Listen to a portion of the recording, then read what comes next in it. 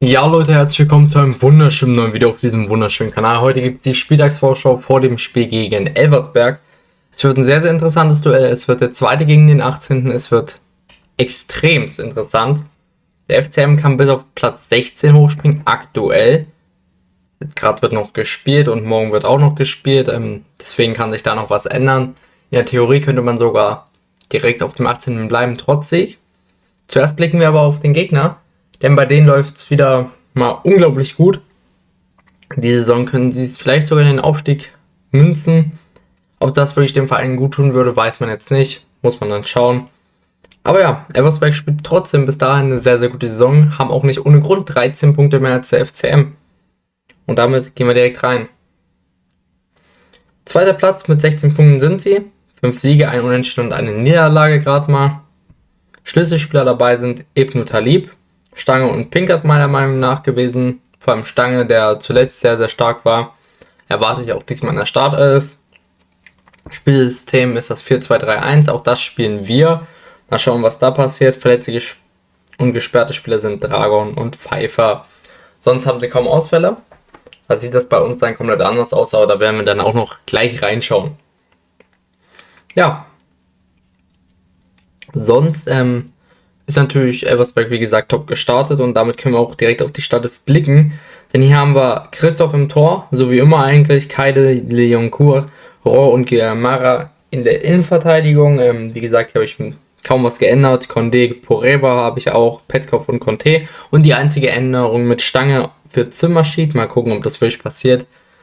Ich sehe es aber jetzt relativ realistisch an, denn Otto Stange hat wirklich gut performt. Und ihr aktueller Topscorer, Ebnu Talib, 6 Tore schon geschossen. Jemand, der eigentlich aus dem Nichts kam. Großen Respekt für diese Entwicklung. Also wirklich von eigentlich einem No-Name-Stürmer, den man so nicht gekannt hat, vor 2 Jahren, glaube ich, noch 5. Liga gespielt, komplett alles zerschossen jetzt. Das muss man schon mal respektieren, dass Elversberg solche Spieler scoutet. Damit blicken wir aber auf unseren Club, denn das ist das Wichtigste. Immer auf die eigene Nase schauen. Und hier möchte ich direkt mal sagen, wenn Fiedler mir ein überzeugendes 1-1 liefern sollte, wo wir wirklich gut pressen nach der Pressekonferenz, bin ich dafür, dass er auch nochmal 1-2 Wochen bekommt. Nach der Länderpause. Mal schauen, ob das dann wirklich so eintritt. Ich wünsche mir natürlich einen Sieg. Bei einer Niederlage ist sehr wahrscheinlich das Kapitel Fiedler leider vorbei. Auch das muss man klar sagen. Ich erwarte trotzdem ein hochintensives Spiel gegen einen absolut schwierigen Gegner. 3 Punkte aus 7 Spielen sind es aktuell beim FCM.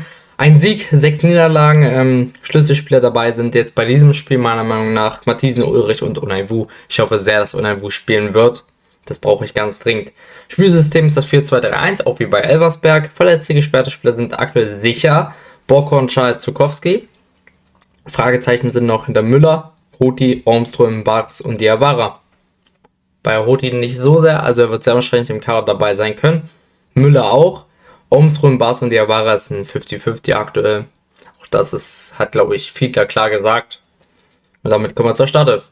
Hier habe ich Reimann im Tor, so wie immer. Neuenberger, Hugonet, Mathisen und Musunda in der Innenverteidigung. Also eigentlich auch so wie immer. Stahlmach, Hyrien sehe ich hier. Dadurch, dass Müller ausfällt, würde ich gerne Stahlmach sehen dafür. Und Hyrien wieder in der Startelf. Ich kann mir aber auch sehr gut vorstellen, dass Gnaka wieder spielen wird. Der Gnaka hat wirklich gut performt. Dann auf der 10er Position Ulrich, rechts außen Grieb, links Artig und im Sturm Unai Wu. Das Einzige, was hier vielleicht nicht eintreten wird, ist wie gesagt Hyrien oder Stahlmach. Einer von denen wird sicherlich, denke ich mal, nicht spielen. Gnaka wird dann sicherlich reinkommen. Auch wenn ich mir persönlich lieber Hyrien oder Stahlmach wünsche. Auch wenn es jetzt scheinbar bei Gnaka Klick gemacht hat, dass er Leistung bringen muss. Auch das freut mich grundsätzlich, wenn wir da 3 sehr gute Mittelfeldspieler haben, beziehungsweise 4 noch mit Ulrich im Verbund. Wäre das schon mal sehr, sehr wichtig. Damit kommt mein Tipp. Und ich tippe 1-0 für uns. Ich glaube, dass ich für uns tippe, ist jetzt nichts Neues. Ich kann auch da nicht so negativ reingehen. Ich habe wirklich ein gutes Gefühl. Das hatte ich auch schon gegen Karlsruhe, aber da haben wir, sehr, sehr bitter verloren. Das muss man auch ganz klar sagen. Ich werde so wie immer einen Stadionvlog machen, wenn alles klappt, und dann sehen wir uns sehr wahrscheinlich im Spiel wieder. Eure Meinung sehe ich sehr, sehr gerne in den Kommentaren. Was denkt ihr, was passiert, wer wird spielen, wer wird nicht spielen, wer wird ausfallen? Auf beiden Seiten gerne auch die Elversberger, können mir das gerne reinschreiben da bin ich sehr interessiert, was ihr da so denkt.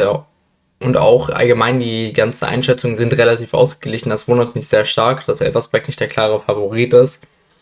Also mal schauen. Natürlich ist Elversberg trotzdem Favorit, auch das sollte klar sein. Aber jetzt war's es erstmal. Lasst gerne ein Like und ein Abo da. Wir sehen uns am Sonntag wieder und damit ciao Leute. Und Dankeschön fürs Zuschauen.